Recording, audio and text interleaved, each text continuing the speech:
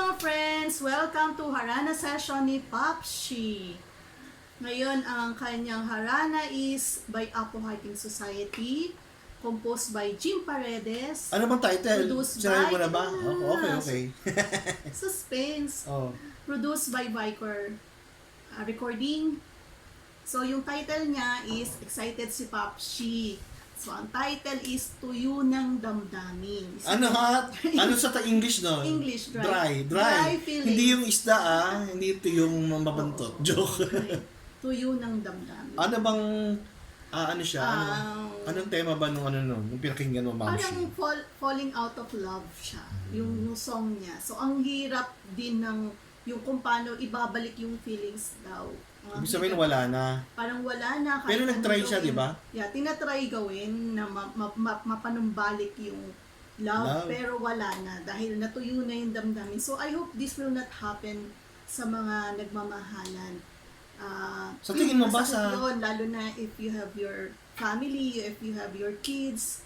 Ano ba sa tingin mo, Ma'am Shi, sa Pilipinas ba maraming ganun? Hindi naman Siguro nauuso na lang. they just entertain the thoughts na wala na, they don't work it out. So dapat kasi, especially if you have kids, Especially kung kasal kayo. Oo, you have, if married kayo, the sacrament itself should not be, should be, preserved. Kasi wala namang natutuyo. Dapat, kahit na matanda na, tuloy-tuloy. Nasa nasa mag-asawa yun di ba? Yes. Dapat kasi, kahit matanda na kayo, nagkiss-kiss pa rin, tapos nag-hug pa Yun din. yung sinasabi ko na, nasa sa inyo. Ino-nourish. Kung paano ino-nourish yun. Kasi talagang there will come a time na meron kayong parang feeling, but you have to fight for it. So, ibig sabihin tayo, yung gagawa ng paraan kung paano natin man-nourish yung love. Siguro, Ma'am Shi, hindi lang tayo kasi kailangan kasama si God dyan. Yes, yun na kasi ang pinaka-factor na makakapag-nourish. Kasi, syempre as lovers, ano din yan dapat nag-elevate yung feelings natin. Sunod magiging friendship, syempre yung love talaga.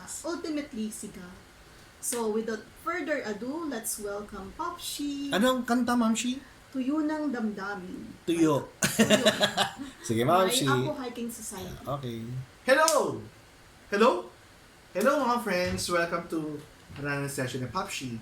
Ito, tuyo. Ano ba? Tuyo. Tuyo ng damdamin. Hindi yung kasi para namang isda yun. Yung tuyo, yung dry na. So, ano to, Apo Hiking Society. Para sa inyo mga friends, medyo matagal na naman. Halos isang buwan din kaming napahinga. Kasi parang, masyadong busy. Pero sa inyo to mga friends, sa inyo lahat. Pajulit-julit. Okay.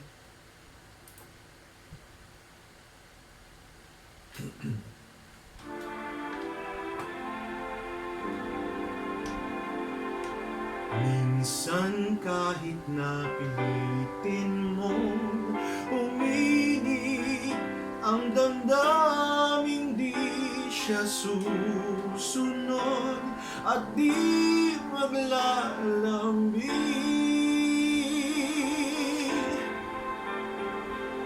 Minsan di mo na mapigil mapansin na talagang wala nang naiiwan na pagmamahal. At kahit na anong gawin, di mo na mapilit at madaya. Aminin sa sarili mo na wala ka nang mabubuga. Parang isang kandila na nagdadala ng ilaw at liwanag na uubos rin sa magdamag.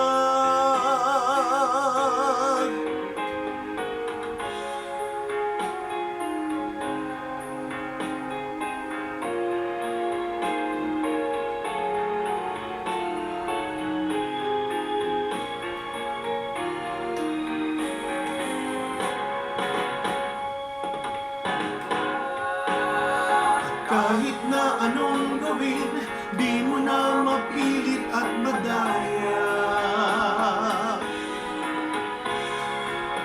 Tumingin sa sarili mo na wala ka nang mabubuhay.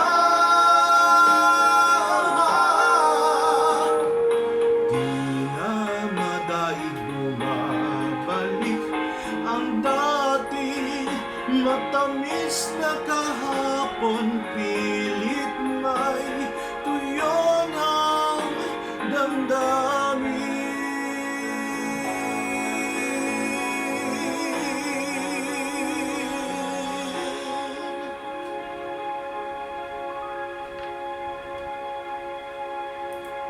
Okay, Ma'am Shi, halika dito, Ma'am Shi. Hello. So, si Ma'am Shi, tsaka si Pop Shi. Yeah. Happiness is a... So, Choice. in order for you to be happy, always watch Tigris Zacchaeus Edran channel. Don't forget. To watch, subscribe, share, comment, and click the notification bell for our updated videos. See you in our next vlog, Ma'am Shi. Bye. So, bye for now. See ya, mga friends. See ya. Bye. Bye.